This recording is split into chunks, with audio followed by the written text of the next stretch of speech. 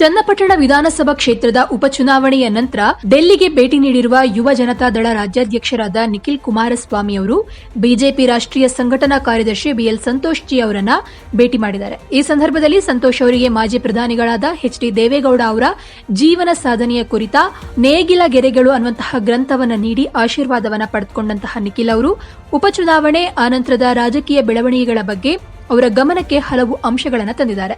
ಅಲ್ಲದೆ ಚನ್ನಪಟ್ಟಣ ಚುನಾವಣೆಯ ಬಗ್ಗೆ ಸಂತೋಷ್ ಜಿ ಅವರು ಕೆಲ ಮಾಹಿತಿಗಳನ್ನು ನಿಖಿಲ್ ಅವರೊಂದಿಗೆ ಪಡೆದುಕೊಂಡರು ಹಾಗೂ ಮುಂದಿನ ರಾಜಕೀಯ ಬೆಳವಣಿಗೆ ದೃಷ್ಟಿಯಿಂದ ನಿಖಿಲ್ ಅವರಿಗೆ ಮಹತ್ವದ ಸಲಹೆ ಸೂಚನೆ ಮಾರ್ಗದರ್ಶನವನ್ನು ಕೊಟ್ಟಿದ್ದಾರೆ.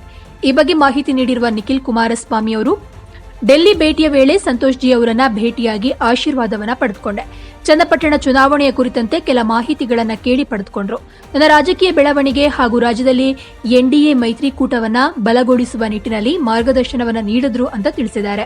ಇನ್ನು ಕೇಂದ್ರ ಸಚಿವ ಎಚ್ ಡಿ ಕುಮಾರಸ್ವಾಮಿ ಅವರು ಮುಂಬೈನ ಆಜಾದ್ ಮೈದಾನದಲ್ಲಿ ನಡೆದಂತಹ ಮಹಾರಾಷ್ಟ್ರದ ನೂತನ ನಾಯಕತ್ವದ ಅದ್ದೂರಿ ಪ್ರಮಾಣವಚನ ಸಮಾರಂಭದಲ್ಲಿ ಭಾಗವಹಿಸಿದರು.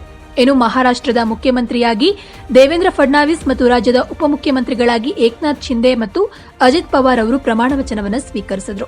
ಇನ್ನು ನೂತನ ನಾಯಕತ್ವಕ್ಕೆ ಅಭಿನಂದನೆ ಸಲ್ಲಿಸಿದ ಕೇಂದ್ರ ಸಚಿವ ಎಚ್ ಡಿ ಕುಮಾರಸ್ವಾಮಿ ಅವರು ಈ ಮಹತ್ವದ ಘಟನೆಯನ್ನ ವೀಕ್ಷಿಸಲಿಕ್ಕೆ ಮತ್ತು ಮಹಾರಾಷ್ಟ್ರದ ಜನರ ಸೇವೆಗಾಗಿ ತಮ್ಮ ಪ್ರಯಾಣವನ್ನ ಪ್ರಾರಂಭಿಸ್ತಾ ಇರುವಂತಹ ದೇವೇಂದ್ರ ಫಡ್ನವೀಸ್, ಏಕನಾಥ್ ಶಿಂದೆ ಮತ್ತು ಅಜಿತ್ ಪವಾರ್ ಜಿ ಅವರಿಗೆ ವೈಯಕ್ತಿಕವಾಗಿ ನನ್ನ ಶುಭಾಶಯಗಳನ್ನು ತಿಳಿಸುತ್ತೇನೆ ಅಂತ ಹೇಳಿದ್ದಾರೆ. ಇನ್ನು ಗೌರವಾನ್ವಿತ ಪ್ರಧಾನಮಂತ್ರಿ ನರೇಂದ್ರ ಮೋದಿ, ಕೇಂದ್ರ ಸಂಪುಟ ಸಚಿವರು, ಎನ್ಡಿಎ ಮಿತ್ರ ಪಕ್ಷಗಳು ಮತ್ತು ಹಿರಿಯ ನಾಯಕರು ಮಹಾರಾಷ್ಟ್ರದಲ್ಲಿ ಎನ್ಡಿಎಯ ಏಕತೆ ಮತ್ತು ಶಕ್ತಿಯ ಬಲವಾದ ಪ್ರದರ್ಶನವನ್ನು ಪ್ರತಿಬಿಂಬಿಸುವ ಮೂಲಕ ಸಮಾರಂಭವನ್ನು ಅಲಂಕರಿಸಲಾಯಿತು. ಈ ಕಾರ್ಯಕ್ರಮವು ಪ್ರಧಾನಿ ಮೋದಿ ಅವರ ದೂರದೃಷ್ಟಿಯ ನಾಯಕತ್ವದಲ್ಲಿ ಆಡಳಿತದ ಕಡೆಗೆ ನಿರ್ಣಾಯಕ ಮತ್ತು ಏಕೀಕೃತ ವಿಧಾನವನ್ನು ಸಂಕೇತಿಸುತ್ತದೆ ಅಂತ ತಿಳಿಸಿದರು.